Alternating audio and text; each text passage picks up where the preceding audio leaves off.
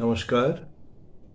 পরম পুরুষ শ্রী শ্রী রামকৃষ্ণ পরমহংস, সত্য জননী শ্রী শ্রী মা শারদামণি এবং যুগনায়ক স্বামী বিবেকানন্দের পরম পদ কমলে অনন্ত কোটি প্রণাম জানিয়ে শুরু করছি ভক্তের দরবার ইউটিউব চ্যানেলে শ্রীরামকৃষ্ণ ভক্তমালিকা পাঠ। আমরা আজকে পড়ব শ্রী সুরেন্দ্রনাথ মিত্রর জীবন কথা।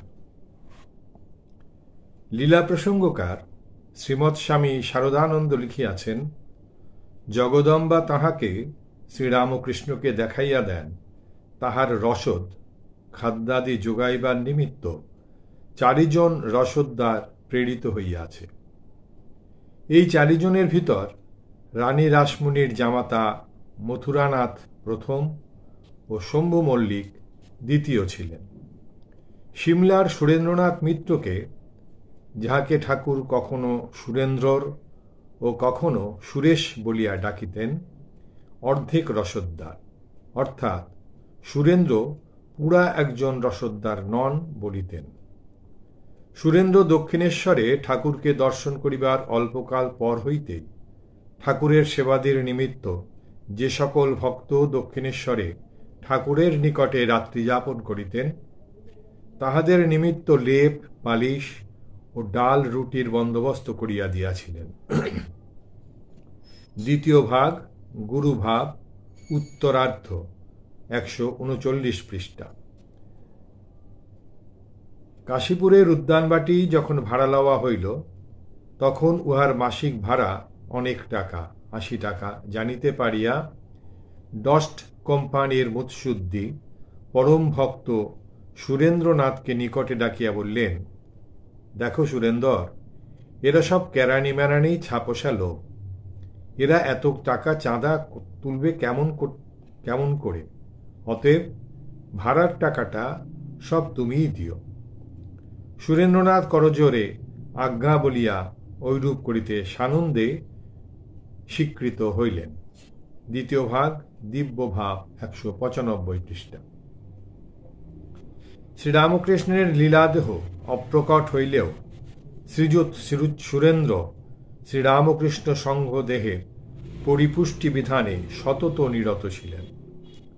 ঠাকুরের দেহত্যাগের পরে যখন গৃহী ভক্তগণ স্থির করিলেন যে কাশীপুরের বাগানবাটি ছাড়িয়া দেওয়া আবশ্যক এবং যুবক সেবকগণের গৃহে ফিরিয়া যাওয়া উচিত, তখন তারক, লাটু, বুড়ো গোপাল, কালী প্রভৃতির এরূপ করিতে ইচ্ছা বা সুযোগ না থাকায় তাহারা তীর্থাদিতে থাকিয়া কোনো প্রকারে দিন কাটাইতে লাগিলেন। এই সময়ে অফিস হইতে স্বগৃহে প্রত্যাগত সুরেন্দ্র সন্ধ্যাকালে পূজাগৃহে বসিয়া এক দিব্য দর্শন পাইলেন। অকস্মাৎ দেখিলেন শ্রীরামকৃষ্ণ সম্মুখে আবির্ভূত হইয়া বলিতেছেন, তুই করছিস কি? আমার ছেলেরা সব পথে পথে ঘুরে বেড়াচ্ছে, তার আগে একটা ব্যবস্থা কর।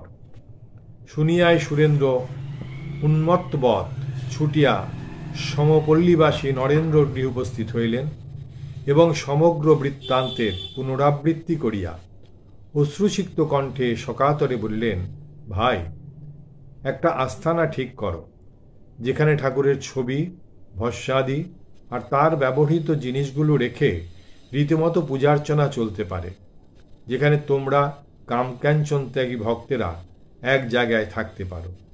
মাঝে মাঝে আমরা গিয়ে সেখানে জুড়ুতে পারব। আমি কাশীপুরে মাসে মাসে যে টাকা দিতাম, এখনও তাই দেব।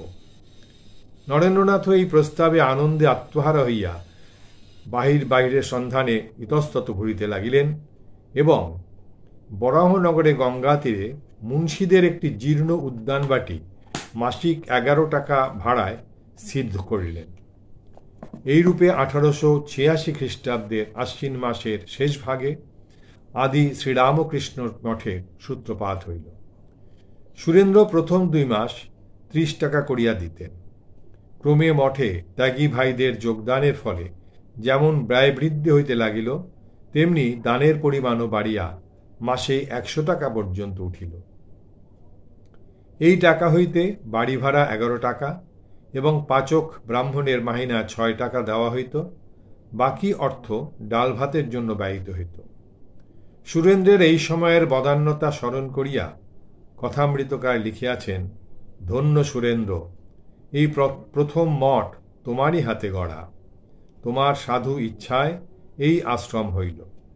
তোমাকে যন্ত্রস্বরূপ করিয়া ঠাকুর শ্রীরামকৃষ্ণ তাহার মূল মন্ত্র কামিনী কাঞ্চন ত্যাগ মূর্তিমান করিলেন। ভাই, তোমার ঋণ কে ভুলিবে? মঠের ভাইরা মাতৃহীন বালকের ন্যায় থাকিতেন, তোমার অপেক্ষা করিতেন তুমি কখন আসিবে। আজ বাড়ি ভাড়া দিতে সব টাকা গিয়াছে, আজ খাবার কিছু নাই। কখন তুমি আসিবে? আসিয়া ভাইদের খাবার বন্দোবস্ত করিয়া দিবে। দ্বিতীয় ভাগ, পরিশিষ্ট, প্রথম পরিচ্ছেদ, অখণ্ড সংস্করণ, পৃষ্ঠা 1142। শ্রীরামকৃষ্ণের নিকট শ্রীযুত সুরেন্দ্র যখন প্রথম যান, তখন তাহার বয়স আনুমানিক 30 বৎসর, শরীর সুগঠিত ও বলবান এবং বর্ণ গৌর। তিনি তখন মুৎশুদ্ধির কার্যে মাসিক 300-400 টাকা রোজগার করেন। স্বভাব আপাতত একটু কর্কশ মনে হইলেও অন্তরে তিনি অতি সরল এবং মন সুদৃঢ়। স্বধর্মের বিরোধী না হইলেও উহাতে তাহার আস্থা নাই। মেজাজ একটু সাহেবী ভাবাপন্ন, অধিকন্তু সমসাময়িক পাশ্চাত্য ভাবানুকরণে সুরাপানে সুরেন্দ্রর বড়ই পীড়িতি। বাহাত সুখে স্বাচ্ছন্দ্যে দিন কাটিলেও তাহার অন্তরে তখন হুতাশন প্রায় মর্মান্তিক যন্ত্রণা। উহা হইতে নিস্তারের উপায় দেখিতে না পাইয়া তিনি বিষপানে প্রাণনাশের উদ্যোগ পর্যন্ত করিতেছিলেন। এমন সময়ে পূর্বপরিচিত বন্ধু রামচন্দ্র ও মনমোহন একদিন এই অশান্তির কথা জানিতে পারিয়া তাহাকে শ্রীরামকৃষ্ণ দেবের নিকট যাইতে পরামর্শ দিলেন। এই পরামর্শের প্রতিক্রিয়া কিরূপ হইল তাহা রামচন্দ্রের ভাষাতেই উদ্ধৃত হইতেছে। সেই দিন পরমহংস নাম শুনিয়া তিনি কহিয়াছিলেন, দেখো, তোমরা তাহাকে শ্রদ্ধা করো ভালোই, আমার কেন আর সেই স্থানে লইয়া যাইবে? হংস মধ্যে বক যথা, ঢের দেখিয়াছি। তিনি যদ্যপি কোনো বাজে কথা কহেন, তাহা হইলে আমি তাহার কান মরিয়া দিব। ভক্ত মনমোহন 70 পৃষ্ঠা। পাঠক লক্ষ্য করিবেন যে এই চরিত্রের সহিত গিরিশচন্দ্রের চরিত্রের অনেক সাদৃশ্য আছে। উত্তরকালে সুরেন্দ্র ইহা নিজেও বুঝিতে পারিয়াছিলেন। তাই শ্রীরামকৃষ্ণ যখন একদিন গিরিশবাবুকে দেখাইয়া সহাস্যে সুরেন্দ্রকে বললেন, তুমি তো কি, ইনি তোমার চেয়ে, কথা সম্পূর্ণ না হইতে সুরেন্দ্র সমর্থনের সুরে বলিলেন, আজ্ঞা আমার চেয়ে, হ্যাঁ, আমার বড় দাদা। যাহা হোক, আলোচ্য সময়ে আপত্তি থাকা সত্ত্বেও রামচন্দ্র ও মনমোহনের পীড়াপিড়িতে সুরেন্দ্রকে তাহার সহিত দক্ষিণেশ্বরে যাইতে হইল। শ্রীরামকৃষ্ণের সমীপে আসিয়া সুরেন্দ্র তাহাকে প্রণাম না করিয়াই আসনে বসিলেন। ভক্তবৃন্দ পরিবৃত ঠাকুরের বদন হইতে তখন অমৃতবাণী উৎসারিত হইতেছে।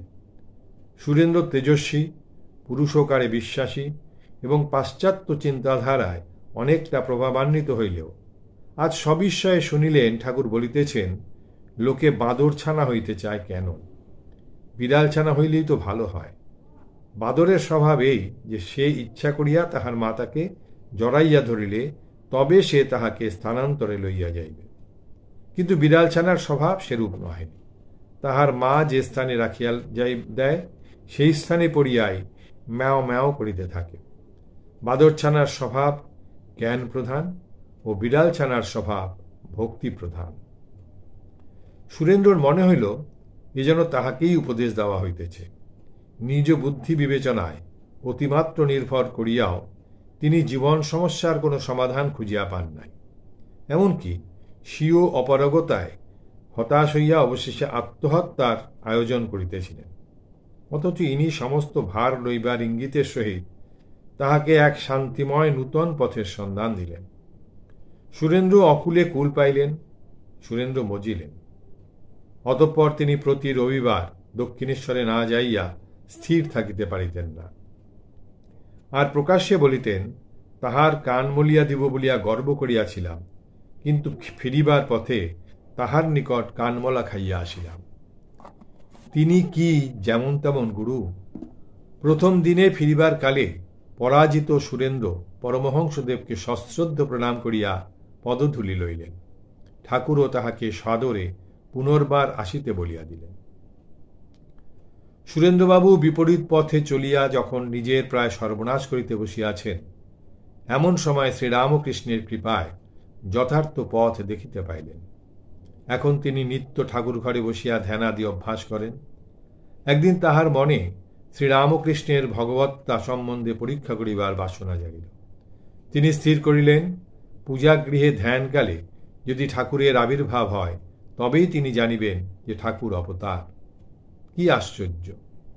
কিছুক্ষণ পরে তিনি দেখিবার পান, ভবনে হাজির তার প্রভু ভগবান।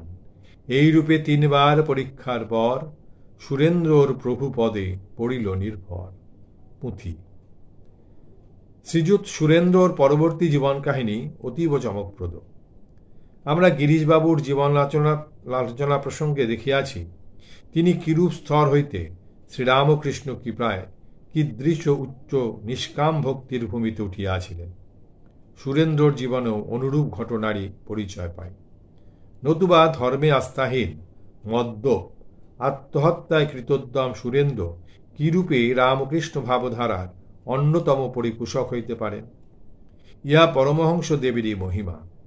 কারণ উত্তমকে সকলেই উত্তম পথে পরিচালিত করিতে পারে, কিন্তু অধমকে যিনি পরহিতার্থে নিযুক্ত করিতে পারেন, তাহার শক্তি অসীম।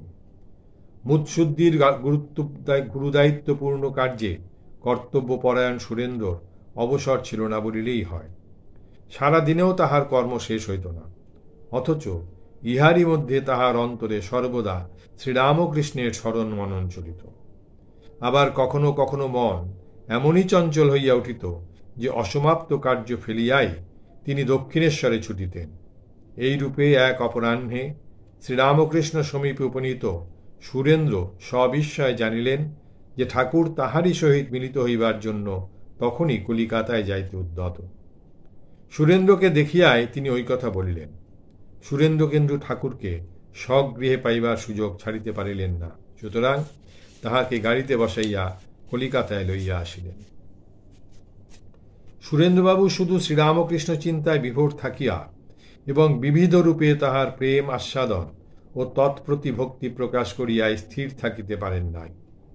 যে অমৃতের সন্ধান তিনি পাইয়াছিলেন, তাহাকে উত্তম রূপে উপভোগ করিতে এবং অপরকেও তাহার আস্বাদন করাইতে তিনি বদ্ধপরিকর হইয়াছিলেন। আমরা বিবেকানন্দ প্রসঙ্গে দেখিয়াছি যে সুরেন্দ্রর গৃহেই শ্রীরামকৃষ্ণ ও তাহার প্রধান শিষ্যের প্রথম মিলন হয়। ওই গৃহ প্রায়ই ঠাকুর ও তাহার ভক্তদের সমাগমে মহোৎসবে মাতিয়া উঠিত। কথামৃতে 5ম ভাগ, পরিশিষ্ট 75 থেকে 77 পৃষ্ঠা, অখণ্ড সংস্করণ 1103 এইরূপ একখানি চিত্র সংরক্ষিত হইয়াছে।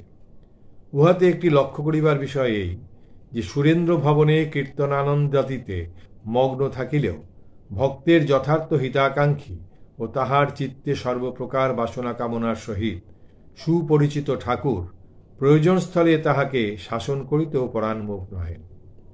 ঘটনাটি এইরূপ। 1881 খ্রিস্টাব্দের আষাঢ় মাসের এক সন্ধ্যার প্রাককালে সুরেন্দ্রর দ্বিতলে বৈঠকখানায় ঠাকুর ভক্ত পরিবৃত হইয়া ধর্ম প্রসঙ্গ করিতেছেন।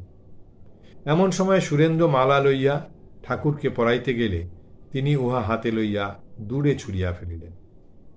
তখন সুরেন্দ্র পশ্চিমের বারান্দায় যাইয়া অশ্রুমোচন করিতে লাগিলেন এবং সমীপস্থ ভক্তবৃন্দকে অভিমান ভরে কহিলেন, রার দেশের বামুন এসব জিনিসের মর্যাদা কি জানে? অনেক টাকা খরচ করে এই মালা। ক্রোধে বললাম, সব মালা আর সকলের গলায় দাও। এখন বুঝতে পারছি আমার অপরাধ। ভগবান পয়সার কেউ নন, অহংকারের কেউ নন। আমি অহংকারী, আমার পূজা কেন লবেন? আমার বাঁচতে ইচ্ছা নাই। ইহা বলিতে বলিতে তিনি অশ্রুধারায় গণ্ড ও বক্ষ ভাসাইতে লাগিলেন। শ্রীরামকৃষ্ণের কার্যসিদ্ধি হইয়াছে, অনুতপ্ত ভক্তকে অতঃপর কৃপা প্রদর্শন আবশ্যক। অতএব ওই সময় কীর্তন ও নৃত্যাদি আরম্ভ হইলে তিনি পরিত্যক্ত মালাটি তুলিয়া লইয়া এক হস্তে উহা ধারণপূর্বক অপর হস্ত নানা ছন্দে দুলাইতে দুলাইতে মধুর নৃত্যলহরীতে সকলকে মুগ্ধ করিতে লাগিলেন। অবশেষে উহা গলায় পড়িলেন এবং নৃত্য শেষে সুরেন্দ্রকে বলিলেন, আমায় কিছু খাওয়াবে না? বলিয়া তখনই সুরেন্দ্রর আহ্বানে অন্তঃপুরে চলিয়া গেলেন। সুরেন্দ্রের সমস্ত হৃদয় পূর্ণ করিয়া তখন এক অনির্বচনীয় পরিতৃপ্তি বিরাজিত। শ্রীযুত সুরেন্দ্রর চরিত্র ও তাহার আধ্যাত্মিক প্রয়োজন সম্বন্ধে ঠাকুর অবহিত ছিলেন বলিয়ায় একদিকে যেমন তাহাকে শাসন করিতেন, অন্যদিকে তেমনি সাহস দিয়া ক্রমে উচ্চাদর্শের প্রতি লইয়া যাইতেন। অকস্মাৎ অসম্ভব কর্তব্য সম্মুখে স্থাপন পূর্বক তাহার জীবন হতাশাচ্ছন্ন করিতেন না। সেদিন 1885 খ্রিস্টাব্দের 22 ফেব্রুয়ারি দক্ষিণেশ্বরে স্বকক্ষে উপবিষ্ট ঠাকুর সস্নেহে সুরেন্দ্রের প্রতি দৃষ্টিপাত করিয়া বলিলেন, মাঝে মাঝে এসো। ন্যাংটা বলতো, ঘটি রোজ মাজতে হয়, তা না হলে কলঙ্ক পড়বে। সন্ন্যাসীর পক্ষে কামিনী কাঞ্চন ত্যাগ। তোমরা মাঝে মাঝে নির্জনে যাবে আর তাকে ব্যাকুল হয়ে ডাকবে। তোমরা মনে ত্যাগ করবে। বীর ভক্ত না হলে দুদিক রাখতে পারে না। তুমি অফিসে মিথ্যা কথা কও, তবে তোমার জিনিস খাই কেন? তোমার যে দান ধ্যান আছে, তোমার যে আয়, তার চেয়ে বেশি দান করো। 12 হাত কাঁকুরের 13 হাত বিচি। কথামৃত 5/16/3 অখণ্ড সংস্করণ 735। আর একদিন 24 ডিসেম্বর 1883 সুরেন্দ্রবাবু প্রশ্ন করিলেন, আজ্ঞা ধ্যান হয় না কেন? ঠাকুর যদিও বুঝিলেন যে ক্ষমতানুসারে সরলভাবে সাধন করাই উন্নতির রহস্য, ইহা না জানিয়া সুরেন্দ্রনাথ অপরের অনুকরণে স্বীয় অধিকার অতিক্রম পূর্বক অকস্মাৎ উচ্চস্তরে আরোহণের বৃথা প্রচেষ্টায় শক্তি ক্ষয় করিতেছেন।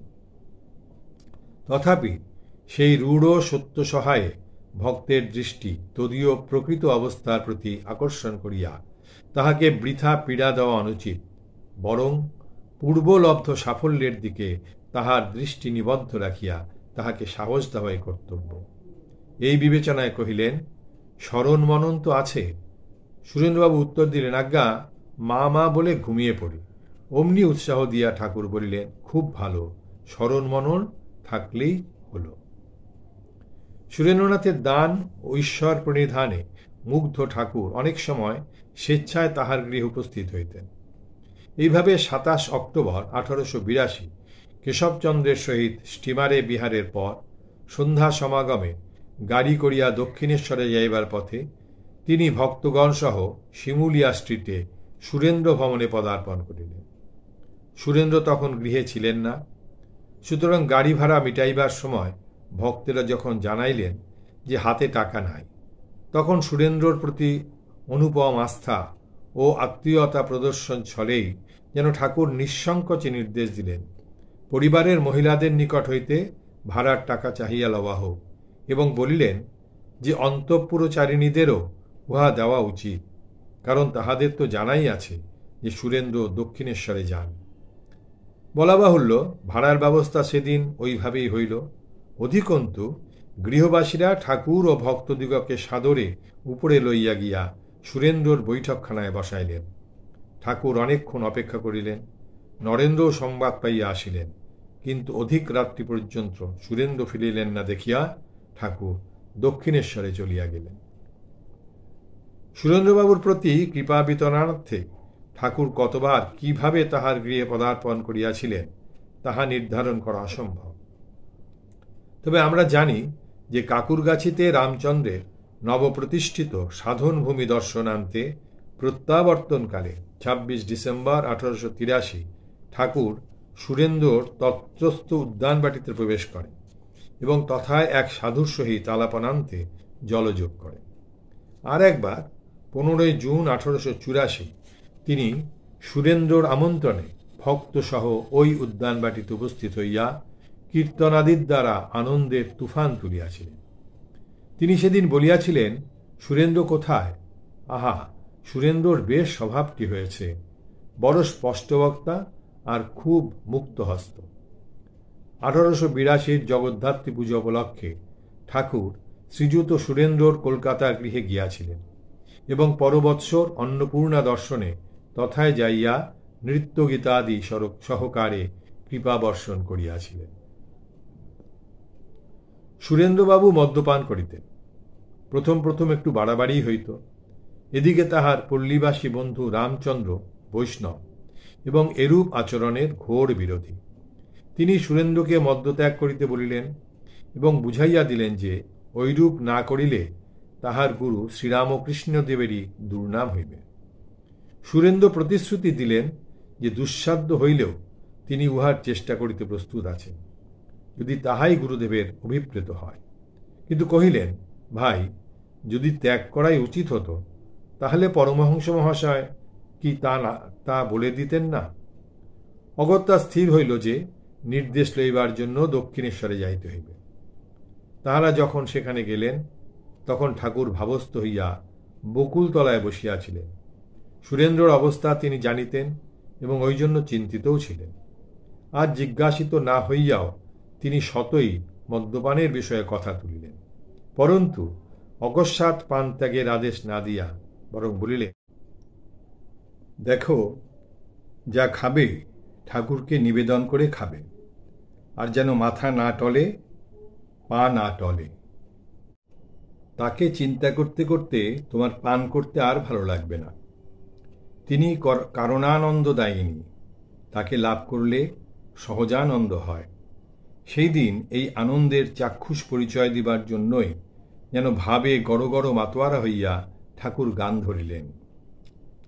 শিব সঙ্গে সদারঙ্গে আনন্দে মগনা, সুধা পানে ঢল ঢল, ঢলে কিন্তু পড়ে না, ইত্যাদি। ঠাকুর আরও কহিলেন, প্রথম কারণানন্দ হবে, তারপর ভজনানন্দ। সুরেন্দ্র তদবধি তদ্রূপ অনুষ্ঠানই করিতেন। সন্ধ্যার সময় প্রতিদিন অনন্যকর্মা হইয়া কিঞ্চিৎ কারণ ও মা কালীরকে নিবেদনপূর্বক সেই প্রসাদ পান করিতেন। কিন্তু কারণানন্দ না আসিয়া তাহার ভজনানন্দের উদয় হইত। সেই সময় তাহার নয়ন দলে অনর্গল অশ্রুধারা, মুখে মধ্যে মধ্যে মর্মস্পর্শী করুণ স্বরে মা মা রব, মধ্যে মধ্যে নিষ্পন্দ ধ্যানে মগ্ন অবস্থা দেখিয়া নাস্তিক দর্শনের রসকের হৃদয়েও ভগবৎ ভাবের সঞ্চার হইত এবং এই সময় তিনি ভগবৎ কথা ব্যতীত অন্য কোনো কথা কহিতে বা শুনিতে ভালোবাসিতেন না। সুরেন্দ্রনাথ মিত্র প্রায় প্রতি রবিবারে দক্ষিণেশ্বরে গমন করেন। তাহার মনের অপূর্ব পরিবর্তন ঘটিয়াছে বটে, কিন্তু আপনার পূর্ব স্বভাবকে সম্পূর্ণরূপে আয়ত্ত করিতে পারেন নাই। এই অভিমানে এক রবিবারে তিনি দক্ষিণেশ্বরে গমন করিলেন না। তাহার বন্ধুরা শ্রীরামকৃষ্ণদেবকে জানাইলেন যে তিনি আবার পূর্বের মতো মন্দলোকের সঙ্গে মিশিতেছেন।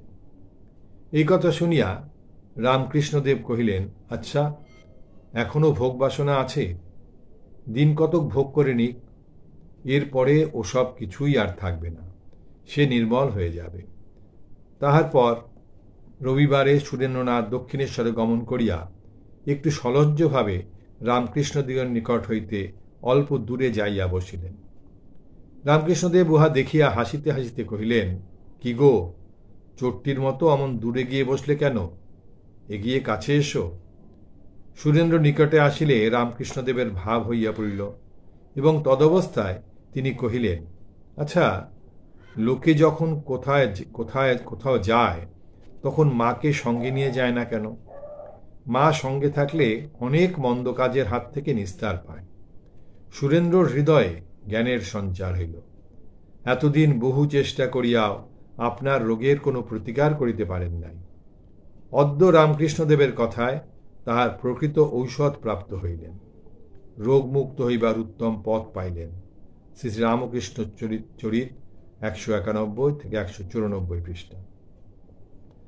ভক্তি শ্রদ্ধা বৃদ্ধির সহিত শ্রীযুত সুরেন্দ্রর চরিত্রের যেমন উন্নতি হইতে থাকিল এবং তিনি যেমন অধিকতর ঘন ঘন আসিতে লাগিলেন, ঠাকুরও তেমনি আরও স্পষ্টতরভাবে তাহার ভুল ত্রুটি দেখাইয়া তাহাকে সুপথে পরিচালিত করিতে লাগিলেন। সুরেন্দ্রবাবু একদিন শ্রীরামকৃষ্ণ ও ভক্তদের নিকট বলিতেছিলেন যে তিনি এক সময়ে তীর্থ দর্শন উপলক্ষে বৃন্দাবনে উপস্থিত হইলে পাণ্ডা ও ভিখারীরা পয়সা দাও রবে বড়ই বিরক্ত করিতে থাকে। তাই তাহাদের দৌরাত্ম্য হইতে নিষ্কৃতি পাইবার জন্যে তিনি পাণ্ডা প্রভৃতিকে মুখে যদিও বলিলেন যে পরদিন কলিকাতায় ফিরিবেন, তথাপি সেই দিনই তাহাদের অজ্ঞাতসারে পালাইয়া আসিলেন। শুনিয়া এরূপ মিথ্যাচারের জন্য ঠাকুর তাহাকে ভৎসনা করিলেন। লজ্জিত সুরেন্দ্রনাথ তখন প্রসঙ্গান্তর আরম্ভ করিয়া জানাইলেন যে বৃন্দাবনের নির্জন স্থানগুলিতে যাইয়া তিনি তপস্যানিরত অনেক বাবাজিকে দর্শন করিয়াছেন। অমনি ঠাকুর জানিতে চাহিলেন তিনি তাহাদের কিছু দিয়াছেন কিনা। সুরেন্দ্র যখন উত্তর দিলেন যে কিছুই দেওয়া হয় নাই, তখন ঠাকুর বলিলেন, ও ভালো করো নাই, সাধু ভক্তদের কিছু দিতে হয়, যাদের টাকা আছে তাদের ওরূপ লোক সামনে পড়লে কিছু দিতে হয়। শাসনের সঙ্গে সুরেন্দ্র আবার স্নেহস্পর্শও পাইলেন। কাশীপুরে একদিন 17 এপ্রিল 1886 রাত্রি 9টায় সুরেন্দ্র প্রভৃতি ঠাকুরের পার্শ্বে বসিয়া আছেন। সুরেন্দ্র নানিত মালা পরিধান করায় ঠাকুরকে বড়ই সুন্দর দেখাইতেছে। ভক্ত বাঞ্ছা কল্পতরু সেদিন সুরেন্দ্রর প্রতি আরও কৃপা বর্ষণের জন্য তাহাকে ইঙ্গিতে স্বপার্শ্বে আনাইয়া প্রসাদী মালা তাহার গলায় পরাইয়া দিলেন এবং সুরেন্দ্র মালা পাইয়া প্রণাম করিলে শ্রীপদে হাত বুলাইয়া দিতে বহিলেন। সে স্নেহ স্পর্শে সেদিন সুরেন্দ্রর আনন্দের ফোয়ারা খুলিয়া গেল। তিনি সানন্দে ভক্তদের সহিত কীর্তনে যোগ দিলেন এবং ভাবাবিষ্ট হইয়া গান ধরিলেন, আমার পাগল বাবা, পাগলি আমার মা, আমি মায়ের পাগল ছেলে, আমার মায়ের নাম শ্যামা ইত্যাদি। কাশীপুরে আরও একদিন 22 এপ্রিল 1886 ঠাকুরের শ্রীহস্ত হইতে সুরেন্দ্রবাবু 2 গাছি মালা পাইয়াছিলেন। বস্তুত এইরূপ সৌভাগ্য তাহার প্রায়ই ঘটিত। আমরা দেখিয়াছি সুরেন্দ্রনাথ প্রথমে পূজাধানাদি প্রচলিত রীতি অবলম্বনে বৈধি ভক্তির পথেই চলিতে চাহিয়াছিলেন। তাহার চিন্তাধারাও বহুদিন যাবৎ যুক্তি ও অনুমানাদি অবলম্বনেই পরিচালিত হইত।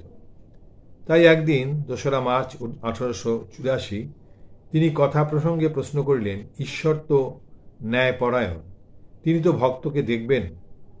ঠাকুর এই গতানুগতিক চিন্তাধারার ত্রুটি প্রদর্শন ছলে যেন বলিলেন, এ সংসার তার মায়া, মায়ার কাজের ভিতর অনেক গোলমাল, কিছু বোঝা যায় না।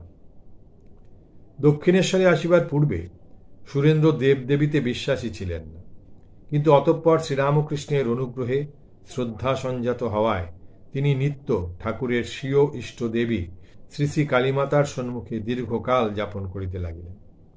নিত্যবসরে ভক্তির প্রথম উচ্ছ্বাসে একসময় তাহার ইচ্ছা হইল যে অন্যান্য বহু ভক্তের ন্যায় তিনিও বৈরাগ্য অবলম্বন পূর্বক ঠাকুরের সান্নিধ্যে দক্ষিণেশ্বরে অন্তত রাত্রিকালে বাস করিয়া সাধনাদিতে ডুবিবেন।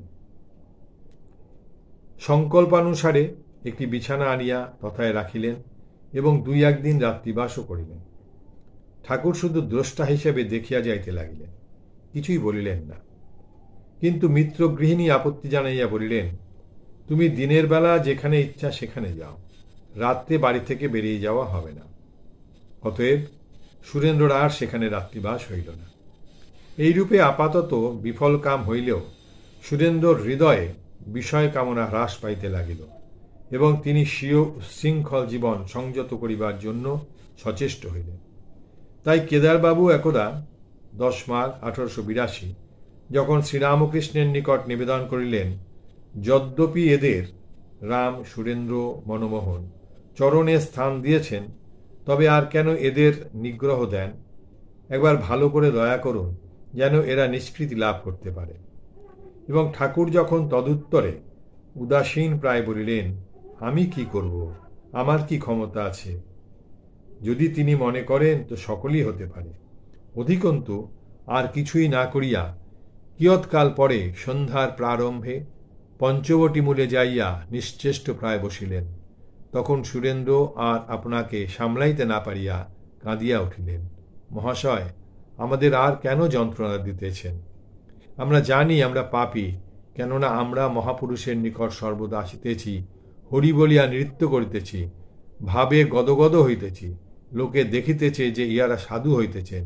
কিন্তু যদ্যপি আপন আপন হৃদয়কে জিজ্ঞাসা করিয়া দেখা যায়, সে বলিবে আমি সাধুর এক বিন্দু বাতাসও পাই নাই।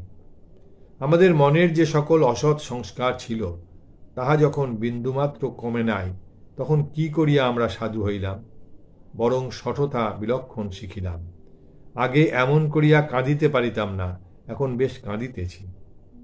ঠাকুর কিন্তু দেখিতেছিলেন যে এই চক্ষের জলে এবং আত্মবিশ্লেষণের ফলে সুরেন্দ্রর পূর্ব সংস্কার ক্রমেই ক্ষীণতর হইতেছে।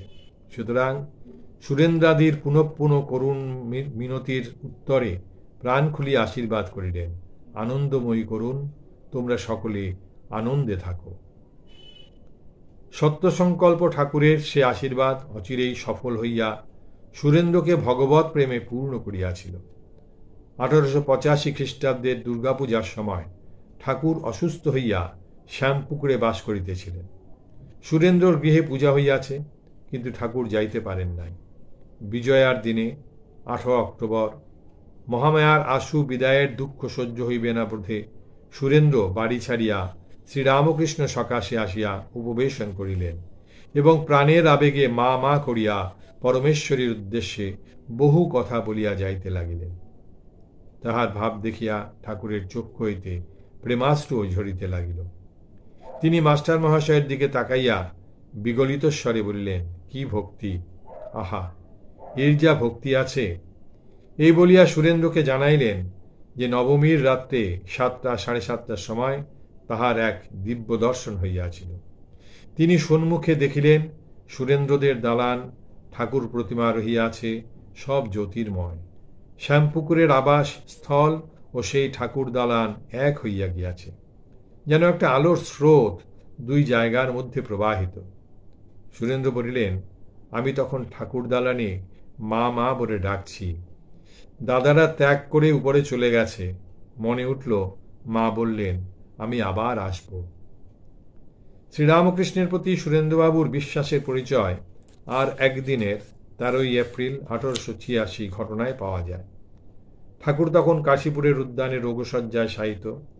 সুরেন্দ্র অফিসের কার্য সমাপনান্তে 4টি কমলা লেবু ও 2 ছড়া ফুলের মালা লইয়া রাত্রি 8টায় সেখানে উপস্থিত হইলেন। আসিয়াই আবেগ ভরে বলিতে লাগিলেন, আজ পয়লা বৈশাখ, আবার মঙ্গলবার, কালীঘাটে যাওয়া হলো না। ভাবলাম, যিনি কালী ঠিক চিনেছেন তাকে দর্শন করলেই হবে। কথামৃত 3/26/2, অখণ্ড সংস্করণ, পৃষ্ঠা 1036। সুরেন্দ্র সেদিন কথা প্রসঙ্গে আরও জানাইলেন যে পূর্বদিন সংক্রান্তি ছিল, কিন্তু তিনি আসিতে পারেন নাই, তাই স্বগৃহেই ঠাকুরের ছবি ফুল দিয়া সাজাইয়াছিলেন। ঠাকুর সব শুনিয়া সমীপস্থ মাস্টার মহাশয়কে ইঙ্গিতে বললেন, আহা, কি ভক্তি!